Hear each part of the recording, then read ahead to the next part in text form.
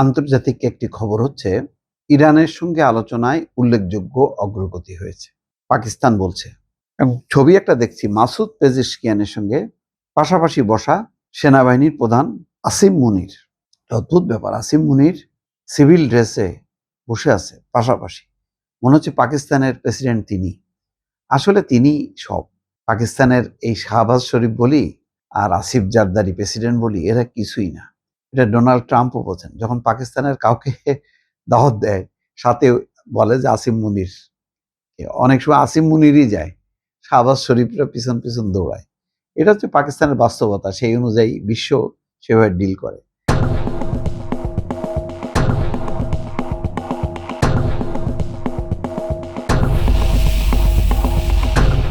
মাসুদ পেজেশকিয়ানও বুঝছে যে পাকিস্তানের সমস্ত কলকাঠি নাড়াই হচ্ছে আসিম মুনির, সেনাপ্রধান। পাকিস্তান বলতেছে যে যুদ্ধ সংঘাত অবসানের জন্য শান্তির পথ খুঁজতে তেহরানের সঙ্গে আলোচনায় উল্লেখযোগ্য অগ্রগতি হয়েছে।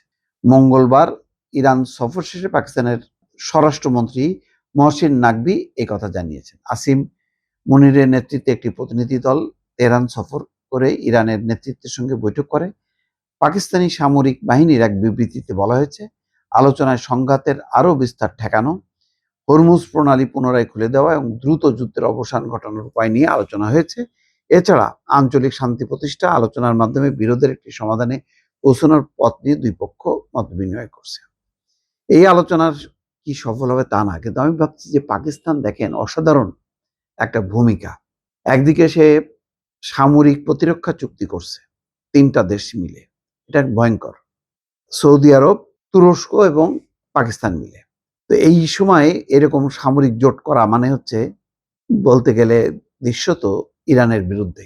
ইরান মনে করতে পারে এই জোট করলো মানে এখন আমি যদি সৌদি আরবের মার্কিন স্থাপনা আঘাত করি, 3 দেশ মনে করবে যে আমাদের উপর আঘাত করা হয়েছে, এবং চুক্তিটা তো তাদের তাই। তাহলে 3 দেশ মিলে ইরানে আক্রমণ করবে। তো সেই কারণে এরকম একটা অবস্থান থেকেও পাকিস্তান নিজেদের একটা নিরপেক্ষতা রাখা, একই সঙ্গে ইরানের সঙ্গে সম্পর্ক রেখে এই যে একটা কূটনীতির যে খেলা, এই খেলায় পাকিস্তান কিন্তু আসলেই একটা মারাত্মক দক্ষ প্লেয়ার হিসেবে এবং একই সঙ্গে ব্যাটিং, একই সঙ্গে বোলিং, সব সাইটেই পাকিস্তান খেলছে এবং পাকিস্তানের একটা গ্রহণযোগ্যতা আছে বলেই ইরানও অ্যালাউ করছে, যুক্তরাষ্ট্র অ্যালাউ করছে। তো একটা এইসব সংকটে পাকিস্তানের একটা অন্যরকম উচ্চতায় পৌঁছে গেছে।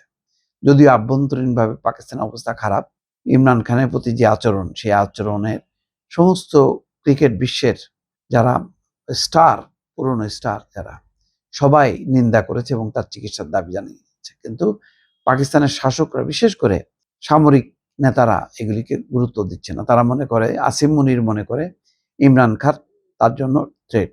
যাই হোক, এখানে নির্দিষ্ট কিছু বলা হয়নি। তেহরান সফরের আগে পাকিস্তানের সেনাপ্রধান আসিম মুনির মার্কিন প্রেসিডেন্ট ডোনাল্ড ট্রাম্পের সঙ্গে কথা বলেছেন বলে জানিয়েছে রয়টার্স। ফলে পাকিস্তানের এই কূটনৈতিক তৎপরতায় যুক্তরাষ্ট্রের সঙ্গে দেশটির যোগাযোগও গুরুত্বপূর্ণ হয়ে উঠছে। তার মানে আসিম মুনির ইরানে আসার আগে ডোনাল্ড ট্রাম্পের সঙ্গে সরাসরি কথা বলছে। চিন্তা করেন, একটা সেনাপ্রধান সরাসরি কথা বলছে।